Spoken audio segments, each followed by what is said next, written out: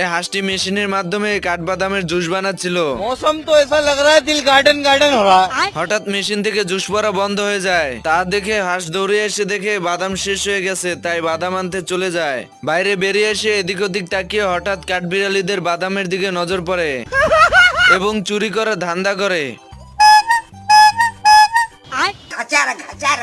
হাঁস বালতিতে করে সব বাদাম নিয়ে যায়, আর এদিকে কাঠবিড়ালি বলতে থাকে, এরপর কাঠবিড়ালি বাদাম টোকাতে টোকাতে হঠাৎ বড় বাদাম দেখতে পায়। এত বড় বাদাম দেখে এমালে তো বেহুশ হয়ে যায়। তুমি কি পাগল হইলে না মাথা খারাপ? কাঠবিড়ালির জ্ঞান ফেরার সাথে সাথে তার ভাইকে বলে বড় বাদামের কথা। এরপর কাঠবিড়ালি দুটো এসে এত বড় বাদাম নেওয়ার ধান্দা করে। गाजा खान ना अपनी? গাঁজা তো সবাই খায়, গাঁজা কি নেশা? कौन की? বন্ধুরা, ভিডিওটি ভালো লাগলে অবশ্যই লাইক, কমেন্ট এন্ড